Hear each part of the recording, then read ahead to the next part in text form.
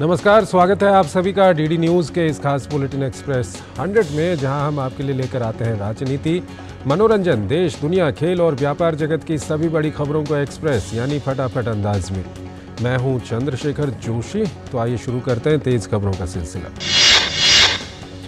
पैसे लेकर सवाल पूछने के आरोप से घिरी टीएमसी सांसद महुआ मोइत्रा की मुश्किलें बढ़ती हुई दिख रही हैं। लोकसभा की आचार समिति ने रिपोर्ट को स्वीकार कर लिया है। गुरुवार को संसद के एनेक्सी भवन में हुई बैठक को 4 के मुकाबले 6 के बहुमत से स्वीकार किया गया है। आचार समिति के अध्यक्ष ने बताया है कि अब रिपोर्ट की सिफारिशों को लोकसभा अध्यक्ष ओम बिरला को शुक्रवार को भेजा जाएगा। लोकसभा की आचार समिति ने जो रिपोर्ट स्वीकार की है उसमें लोकसभा से महुआ मोइत्रा की सदस्यता खत्म करने की सिफारिश की गई है। इसके साथ ही करप्शन के आरोपों पर भी कार्रवाई करने की सिफारिश की गई है। महुआ मोइत्रा मामले में समिति ने रिपोर्ट को 6-4 के बहुमत से स्वीकार किया है। विपक्ष के 4 सांसदों ने असहमति नोट दिया है, जबकि कांग्रेस सांसद प्रणीति कौर ने रिपोर्ट के पक्ष में मतदान किया।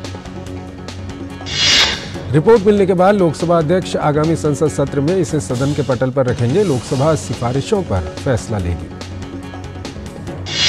प्रहलाद जोशी ने सोशल मीडिया एक्स पर जानकारी देते हुए बताया कि संसद का शीतकालीन सत्र 4 दिसंबर से शुरू होगा और 22 दिसंबर तक चलेगा, जिसमें 19 दिनों में 15 बैठकें होंगी।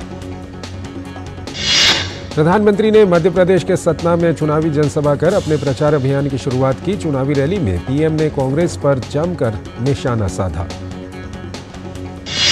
पीएम ने सतना में जनता से कहा कि आपका वोट दिल्ली में मोदी को मजबूत करेगा और भ्रष्टाचारी कांग्रेस को मध्य प्रदेश से 100 कोस दूर ले जाएगा।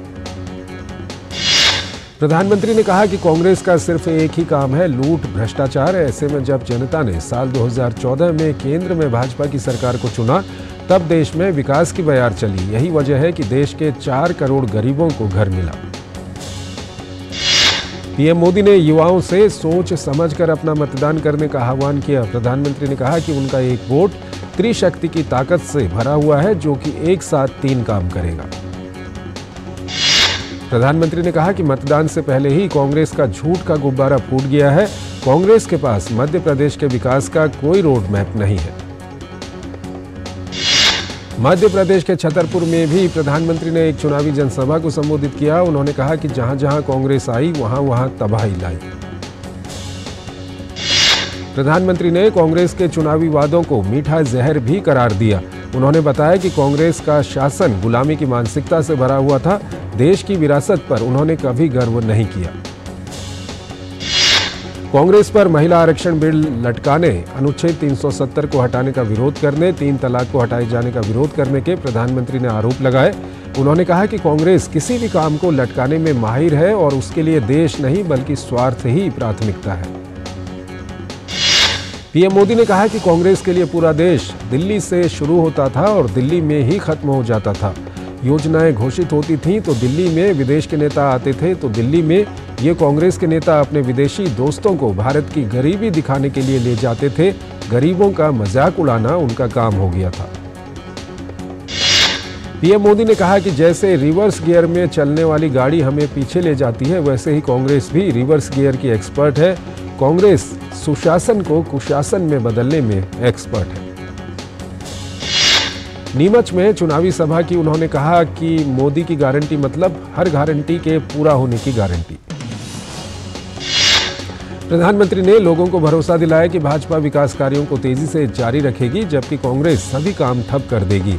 उन्होंने नीमच में कहा कि कांग्रेस ने फूट डालो शासन करो की नीति अपनाई। प्रियंका गांधी ने आज सतना के चित्रकूट में पहली रैली की और कहा कि मध्य प्रदेश में इस बार भी कांग्रेस की सरकार बनी तो किसानों का कर्ज माफ होगा। बीजेपी नेता और केंद्र में मंत्री निर्मला सीतारमण ने आज भोपाल में मध्य प्रदेश के लोगों से भाजपा को वोट देने की अपील की।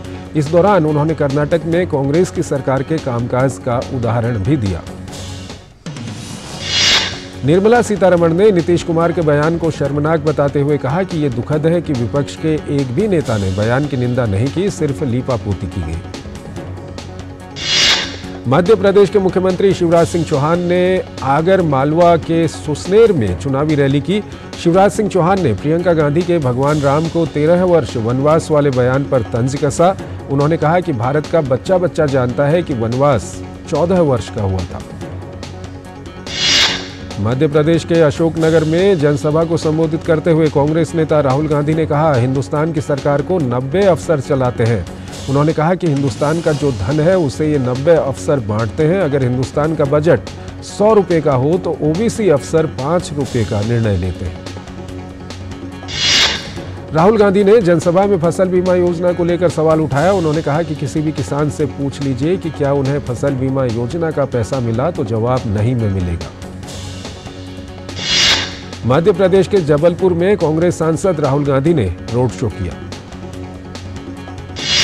मध्य प्रदेश के राजगढ़ के खुजनेर में असम के मुख्यमंत्री हेमंत बिस्वा शर्मा ने कहा कि हमारा चुनाव विकास आधारित है। ये भारत को विश्व गुरु बनाने का चुनाव है। केंद्रीय गृह मंत्री अमित शाह ने छत्तीसगढ़ के जशपुर में जनसभा को संबोधित करते हुए कहा कि प्रधानमंत्री नरेंद्र मोदी ने चंद्रमा पर चंद्रयान भेजा तो उस पॉइंट को शिव शक्ति पॉइंट नाम देकर भगवान शंकर के प्रति श्रद्धा व्यक्त करने का काम किया और यहां कांग्रेस की सरकार ऐप का नाम महादेव रखकर सट्टा लगा रही है। अमित शाह ने जनसभा में कहा कि जिनके पास बीपीएल कार्ड है उनको राज्य सरकार अयोध्या राम मंदिर के दर्शन करवाएगी। केंद्रीय गृह मंत्री अमित शाह छत्तीसगढ़ के चंद्रपुर विधानसभा के डबरा गांव में जनसभा कर रहे थे। जनता को संबोधित करते हुए अमित शाह ने कहा कि कांग्रेस पार्टी राम मंदिर के निर्माण को कई सालों से लटका रही थी, लेकिन मोदी सरकार के आते ही ये काम तुरंत पूरा हो गया। कांग्रेस अध्यक्ष मल्लिकार्जुन खड़गे ने छत्तीसगढ़ के कोरिया और कोरबा में जनसभा को संबोधित किया। मल्लिकार्जुन खड़गे ने कहा कि भाजपा देश में नफरत फैलाने का काम कर रही है। छत्तीसगढ़ के मुख्यमंत्री भूपेश बघेल ने सरायपाली में हुई रैली में बीजेपी के आरोपों का जवाब देते हुए कहा कि चुनाव के समय उन पर झूठे आरोप लगाए जा रहे हैं और जनता ही इसका जवाब देगी। तेलंगाना में केंद्रीय मंत्री और बीजेपी नेता अनुराग ठाकुर ने रोड शो किया और बाद में एक चुनावी सभा को संबोधित किया। उन्होंने कहा कि भ्रष्ट केसीआर और बीआरएस को उखाड़ फेंकने का संकल्प लेने वाले युवा सड़कों पर है। तेलंगाना के मुख्यमंत्री के चंद्रशेखर राव ने आगामी चुनावों के लिए गजवेल विधानसभा क्षेत्र से नामांकन दाखिल किया। तेलंगाना के इब्राहिमपट्टनम रंगारेड्डी में बीआरएस और कांग्रेस कार्यकर्ताओं के बीच झड़प हुई। अधिक जानकारी की प्रतीक्षा है। राजस्थान के मुख्यमंत्री अशोक गहलोत ने कांग्रेस गारंटी संवाद के तहत नीमच थाना और बामनवास में घोषित गारंटियों का प्रचार किया। बीजेपी के राष्ट्रीय अध्यक्ष जेपी नड्डा ने वोकल फॉर लोकल को बढ़ावा देने के लिए स्थानीय उत्पाद खरीदे। जेपी नड्डा ने कहा कि हमें वोकल फॉर लोकल को समाज में आगे बढ़ाना चाहिए। विदेश मंत्रालय ने पाकिस्तान की ओर से सीमा पर बार बार संघर्ष विराम का उल्लंघन करने पर कहा, पाकिस्तान की ओर से घुसपैठ की घटनाएं हमारे द्विपक्षीय समझौतों का उल्लंघन है। विदेश मंत्रालय ने कतर में हाल में भारतीय नौसेना के 8 पूर्व कर्मियों की मौत की सजा के मामले को बेहद संवेदनशील बताया। उन्होंने कहा, भारत कतर सरकार के साथ लगातार संपर्क में है। कतर में पूर्व नौसैनिकों पर लिया गया फैसला गोपनीय स्तर का है और इसे केवल लीगल टीम के साथ साझा किया गया है। अमेरिकी रक्षा मंत्री लॉयड ऑस्टिन दिल्ली पहुंचे। रक्षा मंत्री राजनाथ सिंह और chief of defence staff general Anil Chauhan ने उनका स्वागत किया। ऑस्टिन भारत अमेरिका 2+2 मंत्री स्तरीय वार्ता की सह अध्यक्षता करेंगे और रक्षा मंत्री राजनाथ सिंह के साथ द्विपक्षीय बैठक करेंगे।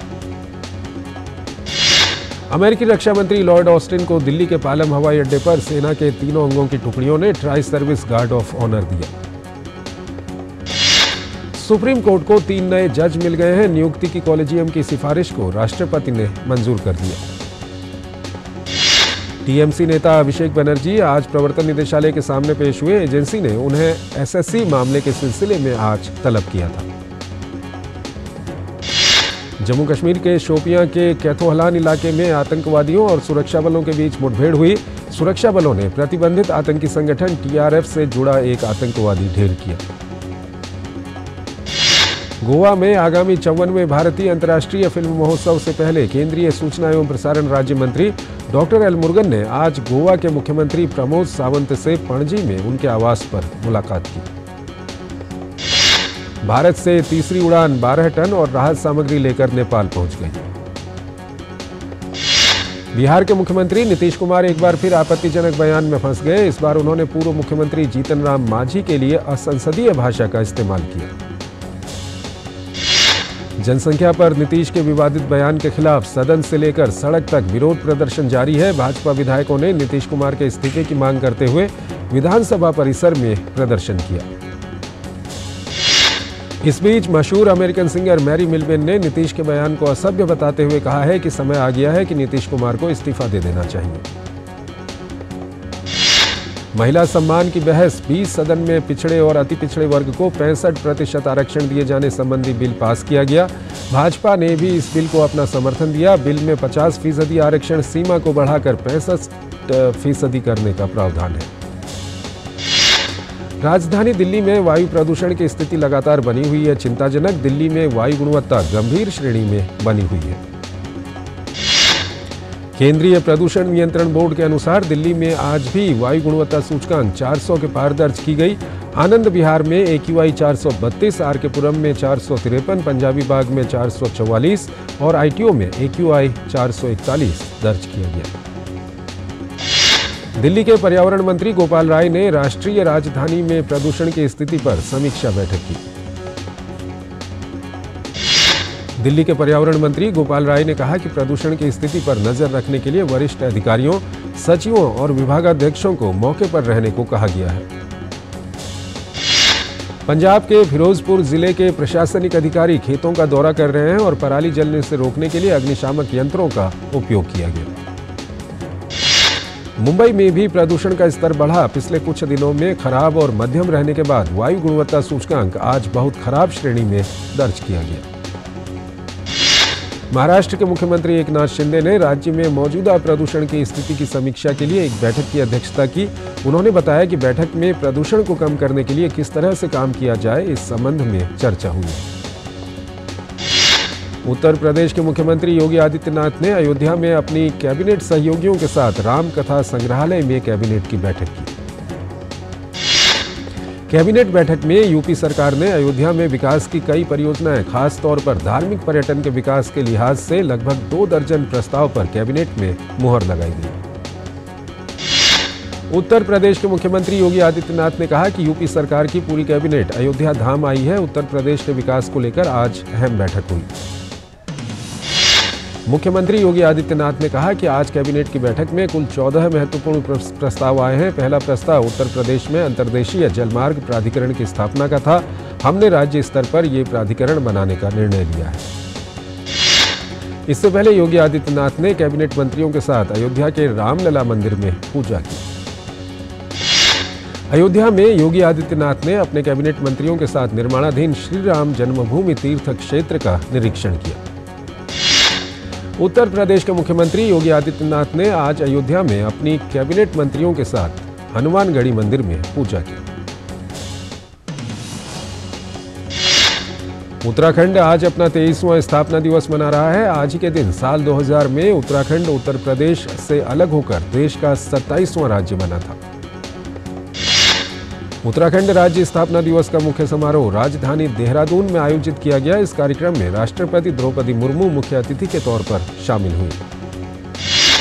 तमिलनाडु के मदुरई में अयानप्पाक्कुड़ी नहर में जमा जहरीला झाग सड़क पर दिखाई दिया।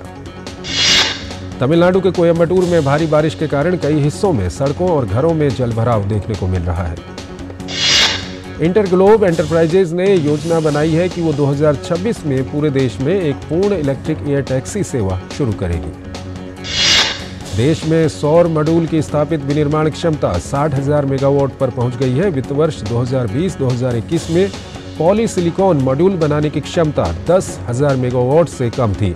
भारत ने इस क्षमता को बढ़ाकर वर्तमान में 60,000 मेगावाट कर दिया है। उत्तर प्रदेश भू संपदा विनियामक प्राधिकरण ने 1000 से अधिक प्रवर्तकों पर उनकी परियोजनाओं के लिए जुर्माना लगाया है। ग्लोबल मार्केट से मिले जुले रुझानों के बीच घरेलू शेयर बाजार लाल निशान पर बंद हुआ। सेंसेक्स 143 अंक की गिरावट के साथ 64,832 अंक पर बंद हुआ। वहीं निफ्टी में 42 अंक की गिरावट दर्ज की गई। ये 19,401 अंक पर बंद हुआ। कच्चे तेल की कीमतों और अमेरिकी मुद्रा के नरम रुख के बीच रुपया अमेरिकी डॉलर के मुकाबले 5 पैसे की बढ़त के साथ 83.25 पर पहुंच गया है। संयुक्त राष्ट्र मानवाधिकार उच्चायुक्त वोल्कर तुर्क ने कहा है कि इजराइल और हमास दोनों ने ही युद्ध अपराध किया है। उन्होंने कहा कि हमास द्वारा किया गया अत्याचार जघन्य था, जबकि इजराइल द्वारा फिलिस्तीनी नागरिकों को सामूहिक सजा देना भी एक युद्ध अपराध है। फिलिस्तीनी स्वास्थ्य मंत्रालय ने कहा है कि इजराइल के आतंक विरोधी छापे के दौरान जेनिन शहर में 7 फिलिस्तीनियों की मौत हो गई, जबकि 13 अन्य फिलिस्तीनी घायल हो गए। इन सब के बीच इजराइल हमास संघर्ष में अब तक कुल मरने वालों की संख्या लगभग 12,000 पहुंच गई है। हमास के स्वास्थ्य मंत्रालय के अनुसार गाजा में 10,500 से अधिक लोग मारे गए हैं, जिनमें 4,300 से अधिक बच्चे शामिल हैं। फ्रांस के राष्ट्रपति इमैनुअल मैक्रों ने कहा कि गाजा में बहुत जल्द मानवीय विराम होना चाहिए और देशों को युद्ध विराम के लिए भी काम करना चाहिए। इजराइल की संसद ने नेसेट में मेहमानों के लिए आरक्षित खाली पड़ी सीटों पर हमास द्वारा बंधक बनाए गए करीब 240 लोगों की तस्वीरें प्रदर्शित की और उनके प्रति सम्मान प्रकट किया। रूसी राष्ट्रपति व्लादिमीर पुतिन के मजबूत सहयोगी माने जाने वाले निकोलाई पेत्रुशेव ने कहा कि अमेरिका और उसके सहयोगियों की विनाशकारी नीतियों के कारण परमाणु, रासायनिक या जैविक हथियारों के इस्तेमाल का खतरा बढ़ता जा रहा है। सूरीनाम के विदेश मंत्री एल्बर्ट रामदीन ने कहा है कि वो दिसंबर मध्य तक चीन के साथ एक समझौते पर हस्ताक्षर करना चाहते हैं, ताकि भविष्य में उन्हें ब्याज भुगतान में भारी बढ़ोतरी से छुटकारा प्राप्त हो सके। गोवा में आयोजित हुए 37वें राष्ट्रीय खेलों का समापन हो गया। उपराष्ट्रपति जगदीप धनखड़, गोवा के मुख्यमंत्री प्रमोद सावंत और भारतीय ओलंपिक संघ के अध्यक्ष पीटी उषा भी मौजूदगी में समापन समारोह हुआ। इस बार महाराष्ट्र का दबदबा देखने को मिला, जिसने शुरुआत से ही पदक तालिका में खुद को शीर्ष स्थान पर कायम रखा। समापन समारोह में उन्हें सर्वश्रेष्ठ दल की ट्रॉफी दी गई। राष्ट्रीय खेलों में सर्वश्रेष्ठ पुरुष एथलीट का पुरस्कार कर्नाटक के तैराक श्रीहरि नटराज को मिला। उन्हें राष्ट्रपति ने सर्वश्रेष्ठ पुरुष एथलीट की ट्रॉफी दी। 37वें राष्ट्रीय खेलों में सबसे अधिक पदक जीतने का सर्वश्रेष्ठ महिला एथलीट का पुरस्कार 2 खिलाड़ियों ने संयुक्त रूप से हासिल किया। जिम्नास्ट प्रणति नायक और संयुक्ता काले ने यह पुरस्कार जीता। आईसीसी विश्व कप में न्यूजीलैंड ने श्रीलंका को आसानी से हराने में सफलता पाई। इस जीत के साथ न्यूजीलैंड की सेमीफाइनल में पहुंचने की उम्मीदें बनी हुई है। पहले बल्लेबाजी करते हुए श्रीलंका की टीम 171 रन पर ऑल आउट हुई। न्यूजीलैंड ने 172 रन के लक्ष्य को 5 विकेट खोकर 24वें ओवर में हासिल कर दिया। न्यूजीलैंड के स्टार तेज गेंदबाज ट्रेंट बोल्ट ने श्रीलंका के खिलाफ मैच के दौरान विश्व कप के इतिहास में 50 विकेट पूरा करने वाले न्यूजीलैंड के पहले तेज गेंदबाज वो बन गए हैं। वो विश्व कप में 50 विकेट लेने वाले विश्व के 6ठे गेंदबाज हैं। आईसीसी विश्व कप में कल दक्षिण अफ्रीका का सामना अफगानिस्तान से होगा। पहले ही सेमीफाइनल में स्थान बना चुकी दक्षिण अफ्रीका जीत के साथ ग्रुप दौर का अंत करना चाहेगी। ऑस्ट्रेलिया की महिला टीम को 5 विश्व कप खिताब दिलाने कप्तान मेग लैनिंग ने 13 साल के अंतर्राष्ट्रीय क्रिकेट करियर से इसके बाद संन्यास ले लिया है। वो 241 मैचों में 8,352 अंतर्राष्ट्रीय रन बनाकर देश की शीर्ष महिला क्रिकेटर हैं। बैंकॉक में चल रही एशियन आर्चरी चैंपियनशिप में भारतीय तीरंदाजों का शानदार प्रदर्शन देखने को मिला। भारत ने इस प्रतियोगिता में कुल 7 पदक हासिल किए, जिसमें 3 स्वर्ण, 1 रजत और 3 कांस्य पदक रहे। भारत ने कंपाउंड महिला टीम इवेंट और कंपाउंड मिक्स टीम इवेंट में स्वर्ण पदक जीतने में सफलता पाई। वहीं कंपाउंड व्यक्तिगत में परनीत ने स्वर्ण पदक हासिल किया। जीत के साथ रियल मैड्रिड ने अपने अजेय सिलसिले को बरकरार रखते हुए ग्रुप सी में 3 मैचों में चौथी जीत हासिल की। ये लगातार 26वां सीजन है जब रियल मैड्रिड की टीम प्रतियोगिता के नॉकआउट राउंड में पहुंचने में कामयाब हुई है। आर्सेनल ने चैंपियंस लीग में सेविया की टीम को हराने में कामयाबी हासिल की। आर्सेनल ने सेविया को 2-0 से हराया। आर्सेनल की ओर से ट्रोसॉर्ड और साका ने 1-1 गोल किए। हालांकि एक अन्य इंग्लिश क्लब मैनचेस्टर यूनाइटेड को रोमांचक मुकाबले में हार का सामना करना पड़ा। मैन यू को एफसी कोपेनहेगन के हाथों 4-3 से शिकस्त मिली। जोया अख्तर निर्देशित और नेटफ्लिक्स पर प्रसारित होने वाली कॉमेडी फिल्म द आर्चीज का ट्रेलर लॉन्च हो गया है। ये फिल्म 7 दिसंबर से नेटफ्लिक्स पर स्ट्रीम होगी। अभिनेता प्रभास स्टारर फिल्म सालार का ट्रेलर 1 दिसंबर को सामने आएगा, जबकि फिल्म 22 दिसंबर को सिनेमाघरों में दस्तक देगी। अभिनेता पंकज त्रिपाठी की फिल्म कड़क सिंह जल्द ही G5 पर स्ट्रीम होगी। G5 द्वारा निर्मित इस फिल्म का निर्देशन अनिरुद्ध राय चौधरी ने किया है। विधु विनोद चोपड़ा निर्देशित फिल्म 12वीं फेल की कमाई का आंकड़ा लगातार बढ़ता जा रहा है। इस फिल्म ने अब तक 25 करोड़ 61 लाख रुपए की कमाई कर ली है। कंगना रनौत की फिल्म तेजस बॉक्स ऑफिस पर डिजास्टर साबित हुई है। फिल्म ने सिर्फ 4 करोड़ 25 लाख की टोटल कमाई की है, जबकि फिल्म का बजट करीब 70 करोड़ रुपए था। वेटरन प्रोड्यूसर और अल्लू अर्जुन के पिता अल्लू अरविंद ने सुपरस्टार यश की आलोचना करते हुए कहा कि KGF की रिलीज के पहले यश को कोई नहीं जानता था। फिल्म उनकी वजह से नहीं बल्कि मेकिंग के कारण हिट हुई। तो इस बुलेटिन में फिलहाल इतना ही। आप बने रहिए DD न्यूज के साथ। नमस्कार।